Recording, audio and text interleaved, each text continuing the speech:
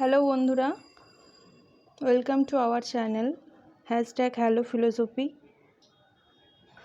তো আজকে আমাদের আলোচ্য বিষয় হচ্ছে ছায়া দর্শন। যে বইটা আছে তোমাদের ডক্টর বিমলেন্দু সামন্ত, সেই বইটার ফার্স্ট চ্যাপ্টার হচ্ছে দর্শন শব্দের অর্থ, the meaning of the term Darshana.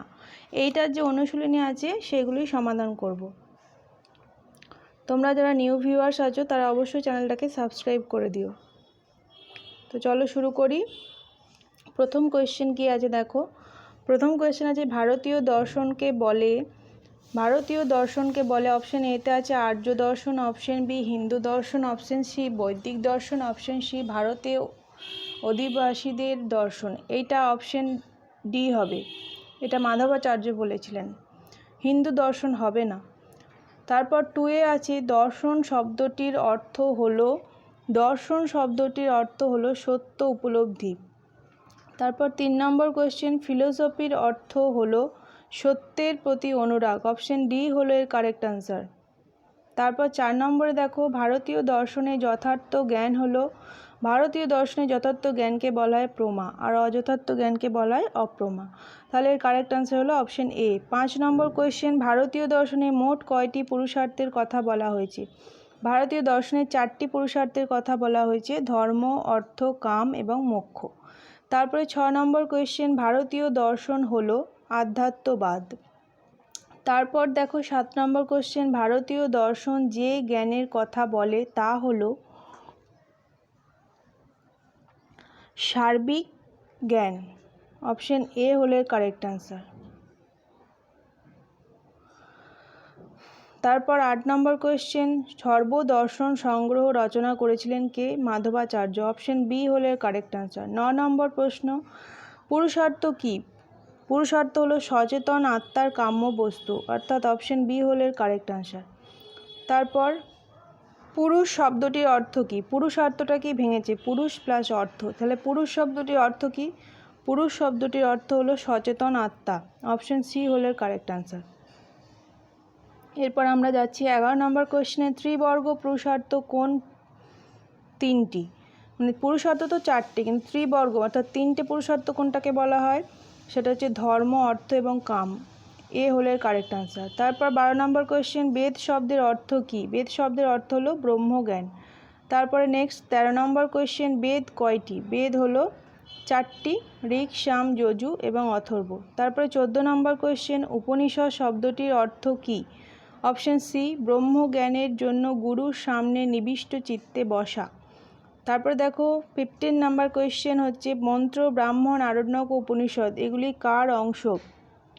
এগুলো হলো বেদের অংশ। তারপর 16 নম্বর কোয়েশ্চেন ভারতীয় দর্শনে যথার্থ জ্ঞানকে কি বলে? প্রমা বলে। নেক্সট 17 নাম্বার কোয়েশ্চেন প্রমাণ কাকে বলে? যথার্থ জ্ঞানের উপায়কে বলে প্রমাণ, তাহলে অপশন বি হলো এর কারেক্ট আনসার। তারপরে দেখো প্রমেয় কাকে বলে? জ্ঞানের বিষয়কে বলে প্রমেয়। যথার্থ জ্ঞান লাভের উপায়কে বলে প্রমাণ, আর জ্ঞানের বিষয়টাকে বলা হয় প্রমেয়। আর প্রমাতা কি? প্রমাতা হচ্ছে জ্ঞান কর্তা, অপশন এ হলো এর কারেক্ট আনসার 19 নম্বরের প্রশ্নে। তারপরে 20 নম্বর কোয়েশ্চেন হচ্ছে যথার্থ অনুভব কাকে বলে? যথার্থ অনুভব হচ্ছে অপশন এ বস্তুর যথাযথ অবহিতি। তারপরে 21 নম্বর কোয়েশ্চেন দেখো অযথার্থ অনুভব কি? এর উল্টোটা বস্তুর প্রথমে আছে বস্তুর যথাযথ অবহিতি, তারপরে আছে দেখো অযথার্থ অবহিতি, তো এইটাই হবে কারেক্ট আনসার অযথার্থ অবহিতি। তারপরে আছে 22 নম্বর কোয়েশ্চেন কাকে প্রমা বলে? যথার্থ অনুভবকে প্রমা বলে, তাহলে অপশন এ হলো এর কারেক্ট আনসার। 23 নম্বর কোয়েশ্চেন অপ্রমা কোনটি? অপ্রমা হলো অযথার্থ অনুভব। তারপরে দেখো শুক্তিতে রজত ভ্রম এটা কি? এটা হলো অপ্রমা। তারপরে দেখো ঘটে ঘট জ্ঞান এটা কি? এটা প্রমা। তারপর নেক্সট কামই হলো মুখ্য পুরুষার্থ, এটা কাদের মত? এটা হলো চারবাকদের মত। দেখো চারবাকরা দুটো পুরুষার্থকে স্বীকার করেছেন, কাম এবং অর্থ। তা কামকে ওরা মুখ্য পুরুষার্থ হিসেবে স্বীকার করেন ওনারা, এবং অর্থকে গৌণ পুরুষার্থ হিসেবে স্বীকার করেন। এরপরে 27 নম্বর কোয়েশ্চেন দেখো চতুর্বর্গ হলো ধর্ম, অর্থ, কাম এবং মোক্ষ, তাহলে ডি হলো এর কারেক্ট আনসার। এরপর 28 নম্বর কোয়েশ্চেন হচ্ছে ভারতীয় দর্শনে জ্ঞানের অপর নাম কি? ভারতীয় দর্শনে জ্ঞানের অপর নাম হলো বুদ্ধি, অপশন এ হলো এর কারেক্ট আনসার। 29 নাম্বার কোয়েশ্চেন ভারতীয় দর্শনে পুরুষার্থ নয় কোনটি? দেখো পুরুষার্থ হচ্ছে ধর্ম, অর্থ, কাম এবং মোক্ষ। তাহলে এই অপশনগুলো তোমরা খেয়াল করো, ধর্ম, অর্থ, মোক্ষ আছে আর আত্মা আছে, তাহলে আত্মা কিন্তু পুরুষার্থের মধ্যে পড়ে না, তাহলে এটার কারেক্ট আনসার হলো আত্মা, মানে নয় বলেছে, পুরুষার্থ নয় কোনটা, তাই হলো সি। তারপরে দেখো অর্থ কথার অর্থ কি?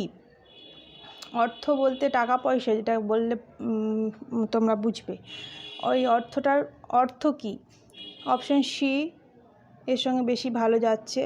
দেখো যার থেকে পার্থিব অপার্থিব সম্পদ উভয়ই পাওয়া যায়, এই অর্থ কিন্তু পুরুষার্থের মধ্যে আছে, যেটা ধর্ম, অর্থ, কাম, মোক্ষ, এই চতুর্বর্গ পুরুষার্থের মধ্যে এই অর্থটার কি মিনিং সেটাই জানতে চেয়েছে, যার দ্বারা পার্থিব অপার্থিব সম্পদ উভয়ই পাওয়া যায়। এরপর আছে ফিল ইন দ্য ব্ল্যাঙ্কস, অর্থাৎ শূন্যস্থান পূরণ। প্রথমে আছে ভারতীয় দর্শনে যথার্থ জ্ঞানকে বলা হয়, এই কোয়েশ্চেনটা ভীষণ রিপিট হয়, এটাকে বলে প্রমা।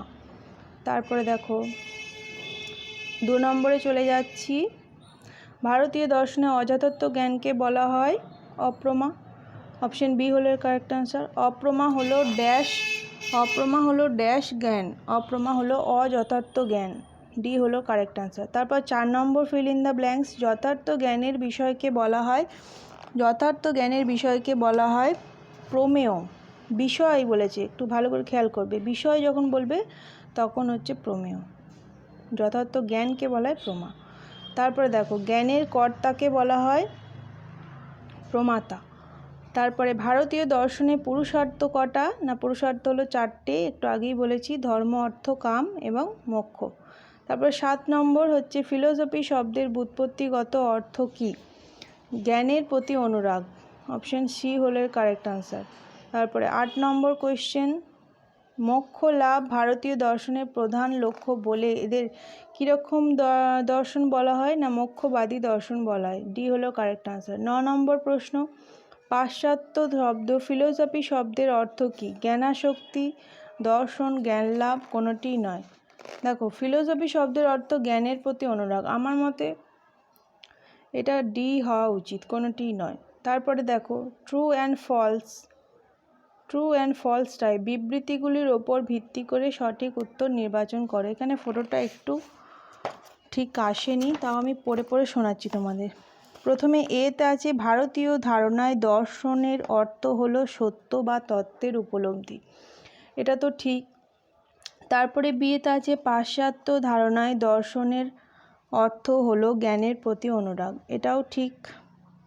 তারপরে আছে দেখো ভারতীয় ধারণায় সত্য বা তত্ত্বের উপলব্ধিকে আমাদের অন্তর আত্মায় প্রতিষ্ঠা করা হয়েছে, এটা ঠিক না। পাশ্চাত্য ধারণায় শুধুমাত্র জ্ঞানের জন্যই জ্ঞানান্বেষণ করা হয়, এটাও ঠিক লাগছে না, সি এবং ডি। তাহলে এক্ষেত্রে কারেক্ট আনসার কি হবে? অপশন বি, এ এবং বি সত্য, সি আর ডি হলো মিথ্যা। নেক্সট আমরা চলে যাচ্ছি 2 নম্বরে, বিবৃতিগুলির উপর ভিত্তি করে সঠিক উত্তরটি নির্বাচন করো। এতে কি আছে? ভারতীয় দর্শনে যারা ঈশ্বরে বিশ্বাসী তারাই হলেন আস্তিক, শুধু তারাই আস্তিক না, এটা ভুল। তারপরে ভারতীয় দর্শনে কিন্তু বেদের উপর যারা বিশ্বাসী তাদেরকে বলা আস্তিক। তারপরে দেখো ভারতীয় দর্শনে যারা ঈশ্বরে অবিশ্বাসী তারা নাস্তিক। তারপরে কি আছে? বেদের প্রামাণ্যে যারা বিশ্বাসী তারাই হলেন আস্তিক, এটা ঠিক। বেদের প্রামাণ্যে যারা অবিশ্বাসী তারাই হলেন নাস্তিক, এটা ঠিক। তাহলে সি আর ডি সত্য এবং এ আর বি হলো মিথ্যা, তাহলে এর ক্ষেত্রে কারেক্ট আনসার হলো অপশন বি। তারপরে 3 নম্বর বিবৃতিতে দেখো এতে আছে অযথার্থ জ্ঞানকে বলা হয় অপ্রমা, হ্যাঁ ঠিক, অযথার্থ জ্ঞানকে বলা হয় অপ্রমা, এটা তো ঠিকই। তারপরে আছে সংশয় হলো এক ধরনের অপ্রমা, হ্যাঁ এটাও ঠিক। তারপরে শীত আছে স্মৃতিকে শ্রুতিকে বলা হয় অপ্রমা, না এটা ভুল। বিপর্যয় অপ্রমার অন্তর্ভুক্ত নয়, এটাও ভুল। দেখো সংশয়, বিপর্যয় এবং তর্ক এই তিনটা হলো অপ্রমা, তাহলে এটা বলেছে বিপর্যয় অপ্রমার অন্তর্ভুক্ত নয়, এটা ভুল বলছে। তাহলে এ আর বি সত্য আর সি আর ডি হলো মিথ্যা। এক্ষেত্রে কারেক্ট আনসার হলো অপশন এ। তারপরে দেখো 4 নম্বর কোয়েশ্চেন, আবার আছে একটা বিবৃতি। প্রথমে আছে প্রমা হলো যথার্থ অনুভব, এটা তো ঠিক, যথার্থ অনুভবকে প্রমা বলে। তারপর প্রমা হলো সফল প্রবৃত্তির জনক, এটাও ঠিক। তারপর প্রমা হলো বিপর্যয় শূন্য, এটাও ঠিক। প্রমা সংশয় শূন্য, এটাও ঠিক। তাহলে আমাদের চারটেই অপশানই ঠিক। এক্ষেত্রে কারেক্ট আনসার হয়ে যাবে option D, A B C D সত্য। তারপর আরেকটা বিবৃতি আছে, দেখো পড়ে শোনাচ্ছি। যথার্থ জ্ঞানকে বলা হয় প্রমা, এটা ঠিক।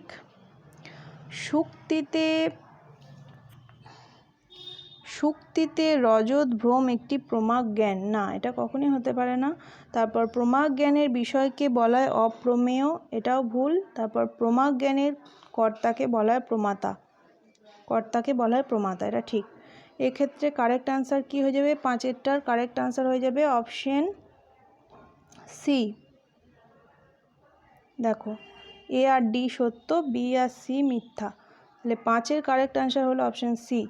এবার নেক্সট আছে কলাম ম্যাচিং টাইপ, মানে স্তম্ভ মেলানো যেটা তোমাদের থাকে। ক স্তম্ভতে কি আছে? সচেতন আত্মার কাম্য বস্তু। তারপর আছে ধর্ম অর্থ কামকে একসঙ্গে বলা হয়। তারপর আছে ধর্ম অর্থ কাম ও মোক্ষকে একসাথে বলা হয়। 4 নম্বর আছে চারবাগ মতে মুখ্য পুরুষার্থ হলো। আর স্তম্ভ বিয়েতে কি আছে? ত্রিবর্গ, কাম, পুরুষার্থ এবং চতুর্বর্গ। এবার কোনটা কার সাথে যাবে একটু দেখিনি। সচেতন আত্মার কাম্য বস্তু, এটা কি হবে বলো? একটু আগেই তোমরা করেছো, এটা হবে পুরুষার্থ। ঠিক আছে, একের সঙ্গে যাবে সি। তারপর দেখো ধর্ম অর্থ কামকে একসঙ্গে কি বলা হয়? ত্রিবর্গ বলা হয়। আর ধর্ম অর্থ কাম ও মোক্ষকে একসঙ্গে কি বলা হয়? চতুর্বর্গ বলা হয়। চারবাগ মতে মুখ্য পুরুষার্থ হলো কাম। তাহলে এবার এর ক্ষেত্রে কারেক্ট আনসার কি হলো? দেখো বি। অপশন বি হলো এর কারেক্ট আনসার। এবার 2 নম্বরে আর একটা স্তম্ভ দিয়েছে, কি না স্তম্ভ এতে আছে জ্ঞানের অপর নাম হলো। তারপরে 2-এ আছে সংস্কার থেকে উৎপন্ন জ্ঞান হলো। 3 নম্বরে সংস্কার ছাড়া অন্যান্য জ্ঞান হলো। 4 নম্বরে হচ্ছে অযথার্থ জ্ঞান হলো। স্তম্ভ বিয়েতে আছে অনুভব, অপ্রমা, স্মৃতি এবং বুদ্ধি। কোনটা কার সাথে যাবে? জ্ঞানের অপর নাম হলো কি? বুদ্ধি। ঠিক আছে, এর সঙ্গে গেল, এর সঙ্গে যাচ্ছে ডি। তারপর দেখো সংস্কার থেকে উৎপন্ন জ্ঞান হচ্ছে স্মৃতি। সংস্কার ছাড়া অন্যান্য জ্ঞান হলো অনুভব। অযথার্থ জ্ঞান হলো অপ্রমা। তাহলে এর কারেক্ট আনসার কি হবে? না বি হলো এর কারেক্ট আনসার। এরপর 3 নম্বর একটা স্তম্ভ আছে বেদের যে কাণ্ডের উপর মীমাংসা দর্শন প্রতিষ্ঠিত তা হলো। তারপর আছে বেদের যে কাণ্ডের উপর বেদান্ত দর্শন প্রতিষ্ঠিত তা হলো। তারপর আছে বেদের কর্মকাণ্ড হলো, বেদের জ্ঞান কাণ্ড হলো। স্তম্ভ বিয়েতে আছে সংহিতা, ব্রাহ্মণ, তারপর আছে আরণ্যক, উপনিষদ, তারপর কর্মকাণ্ড, তারপর জ্ঞানকাণ্ড। বলো বেদের যে কাণ্ডের উপর মীমাংসা দর্শন প্রতিষ্ঠিত তাকে বলে কর্মকাণ্ড। এর সঙ্গে যাচ্ছে সি। বেদের যে কাণ্ডের উপর বেদান্ত দর্শন প্রতিষ্ঠিত তাকে বলে জ্ঞানকাণ্ড। বেদের কর্মকাণ্ড হচ্ছে সংহিতা, ব্রাহ্মণের মধ্যে অন্তর্ভুক্ত। বেদের জ্ঞানকাণ্ড আরণ্যক, উপনিষদ। এক্ষেত্রে কারেক্ট আনসার হয়ে যাবে অপশন বি। তো চলো নেক্সটে যাই। 4 নম্বর একটা স্তম্ভ আছে যথার্থ জ্ঞানকে বলা হয়, এটা আমরা সবাই জানি। যথার্থ জ্ঞানকে বলা হয় প্রমা। তারপর অযথার্থ জ্ঞানকে বলা হয় অপ্রমা। জ্ঞানের উৎসকে বলা হয় প্রমাণ। জ্ঞানের বিষয়কে বলা হয় প্রমেয়। তাহলে কারেক্ট আনসার হয়ে গেল বি। তারপর 5 নম্বরে যাচ্ছি একই বস্তুতে পরস্পর বিরুদ্ধ ধর্মের অবস্থানকে বলা হয় সংশয়। এর সঙ্গে বি। এরপর এক বস্তুতে অন্য বস্তুর আরোপ, এটা হলো দুইয়ের সঙ্গে যাবে ডি, বিপর্যয়। তারপর হচ্ছে প্রমাণের পরোক্ষ পদ্ধতি বলা হয় তর্ককে। তারপর 4 নম্বরে সংস্কার থেকে উৎপন্ন জ্ঞান হলো স্মৃতি। কারেক্ট আনসার হলো সি। তারপর চলো 6 নম্বরে, সফল প্রবৃত্তির জ্ঞানকে বলা হয় প্রমা। একের সঙ্গে যাবে সি। সংশয়যুক্ত জ্ঞানকে বলা হয় অপ্রমা। তারপর মোক্ষকে বলা হয় পুরুষার্থ, পরম পুরুষার্থ। তারপর 4 ভাগ মতে গৌণ পুরুষার্থ হলো অর্থ। দেখো মুখ্য পুরুষার্থ কাম আর গৌণ পুরুষার্থ হলো অর্থ। এক্ষেত্রে কারেক্ট আনসার হচ্ছে বি। তারপরে আছে অ্যাসারশন রিজন জাতীয় প্রশ্ন। দেখো প্রথমে কি আছে, অনেকেই ভারতীয় দর্শনকে হিন্দু দর্শনের সমার্থক বলেন। আর রিজনে কি আছে, হিন্দু মানেই হলো ভারতে বসবাসকারী। এক্ষেত্রে কি হবে, শুধু যে ভারতে বসবাস করলেই হিন্দু হিন্দু হিন্দু হবে আর অন্য কোথাও বাস করলে হিন্দু হবে না, এমনটা নয়। তাহলে অ্যাসারশন রিজনটা ঠিক ব্যাখ্যায় হচ্ছে না। তাহলে এ কিন্তু ঠিক আছে, অনেকেই ভারতীয় দর্শনকে হিন্দু দর্শনের সমার্থক বলেন, এটা ঠিক আছে, কিন্তু আরটা ঠিক নেই। তাহলে এক্ষেত্রে কারেক্ট আনসার হয়ে যাবে সি। এ হলো যথার্থ, আর হলো অযথার্থ। এইভাবে অ্যাসারশন রিজনগুলো তোমাদেরকে সলভ করতে হবে। এরপরে চলো আর একটা অ্যাসারশন রিজন কি আছে, ভারতীয় দর্শন বলতে বোঝায় ষড় দর্শনকে। তারপরে আরে আছে এই 6টি সম্প্রদায়ই হলো আস্তিক সম্প্রদায়ভুক্ত। ভারতীয় দর্শন বলতে বোঝায় ষড় দর্শনকে। তাহলে এ হচ্ছে মিথ্যা আর হচ্ছে সত্য। তো কারেক্ট আনসার হবে সি।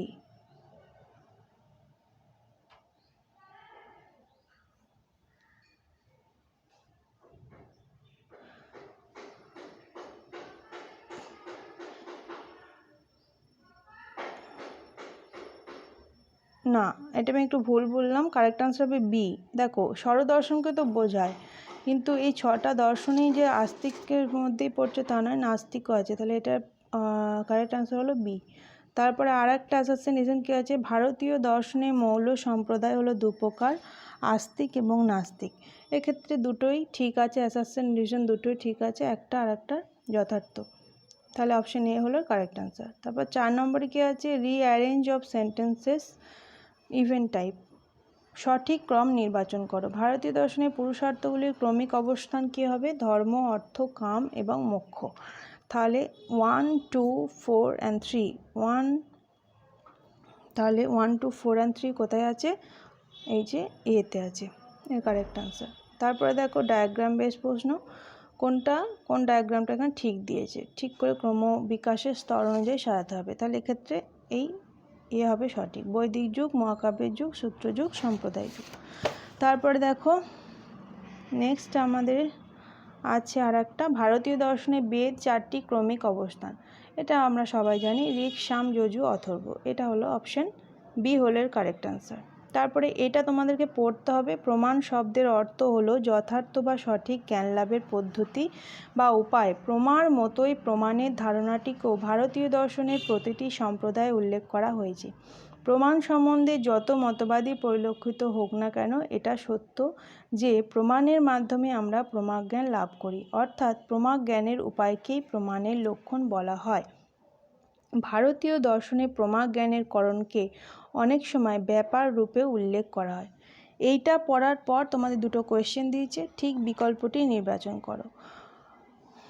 তো এখানে কি হবে, প্রমাণের অর্থ হলো সন্দিগ্ধ জ্ঞান, প্রমাণের অর্থ হলো যথার্থ জ্ঞান লাভের উপায়। দেখো এটা আমরা কিন্তু একটু আগেই পড়লাম, তো এটাই হবে কারেক্ট আনসার।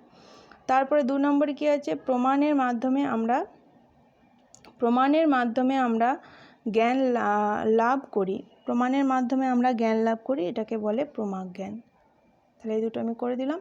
তো আজকের মতো এই ক্লাসটা এখানেই শেষ করছি। এই চ্যাপ্টারগুলো সিরিজ ওয়াইজ যদি তোমাদের আরও নেক্সট চ্যাপ্টারগুলোও চাই তো তোমরা কমেন্ট করে জানাবে, আমি ভিডিও অবশ্যই বানিয়ে দেবো। চ্যানেলটাকে সাবস্ক্রাইব করে রাখো, ভালো লাগলে লাইকটা দিও অবশ্যই, আর বন্ধুদের সাথে শেয়ার করো। তো আজকের মতো চলো, টাটা।